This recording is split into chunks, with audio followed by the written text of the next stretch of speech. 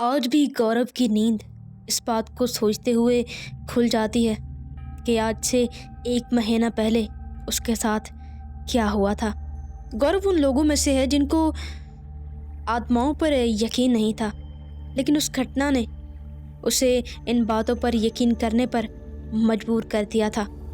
ये बात है 1 महीना पहले की, जब गौरव को अपनी ऑफिस की तरफ से कलकत्ता जाना था। वो अपने ऑफिस के काम से कलकत्ता 5 घंटे का सफ़र तय करके पहुंचा और वहाँ पर एक होटल में उसने स्टे किया। मैनेजर से उसने अपने रूम नंबर 111 की चाबियाँ ली और चल दिया अपने रूम की तरफ। उसका रूम तीसरे फ्लोर की गैलरी में बिल्कुल आखिर पर था। जब मैनेजर के साथ वो अपने रूम की तरफ बढ़ रहा था तो उसे किसी बच्चे के रोने की आवाज़ आ रही थी, लेकिन जब उसने इधर उधर देखा तो वहाँ कोई बच्चा नहीं था। उसने इस बात को नज़रअंदाज करते हुए अपने कमरे में जाना बेहतर समझा।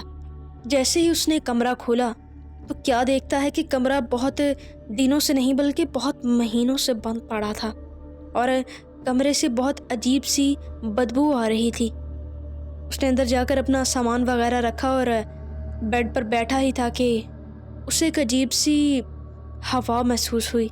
ऐसी हवा कि जैसे उस हवा में उसे कोई धक्का दे रहा है। मैनेजर तब तक जा चुका था। उसने कमरे की साफ सफाई के लिए मैनेजर को फ़ोन कॉल करनी चाहिए, लेकिन टेलीफोन डेड पड़ा था। उसने सोचा कि मैं नीचे जाकर खुद बोल देता हूँ, क्योंकि कमरे की स्मेल उसे सोने नहीं दे रही थी। वो नीचे की तरफ जब जा ही रहा था तो इधर उधर का स्टाफ उसे बहुत अजीब नज़रों से देख रहा था। वो नीचे गया और मैनेजर से कहा कि मेरा कमरा चेंज कर दीजिए, उस कमरे से बहुत ज़्यादा स्मेल आ रही है। मैनेजर ने कहा कि आज की रात तो आपको यहीं स्टे करना पड़ेगा, क्योंकि हमारे पास और कोई कमरा खाली नहीं है।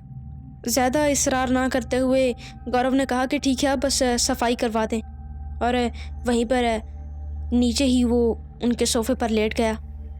1 घंटा वहीं पर आंख लगी और आंख खुली तो अपने कमरे में गया। कमरा बिल्कुल साफ़ सुथरा हो चुका था। कमरे के अंदर एक बच्चे की तस्वीर लगी हुई थी और वो बच्चा विदेशी लग रहा था। वो वॉशरूम में गया और नहाकर बाहर निकलकर उसने जैसे ही टीवी चलाया तो फिर से उससे बच्चे के रोने की आवाज़ आने लगी।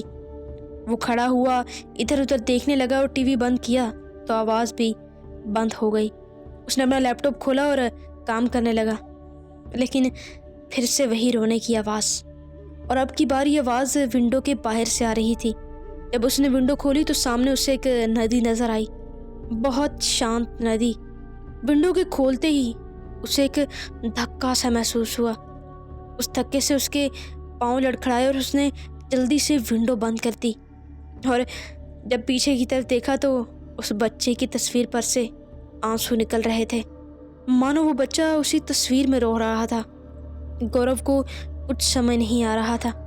उसने नीचे रिसेप्शन पर कॉल भी की, लेकिन टेलीफोन तो डेड पड़ा था।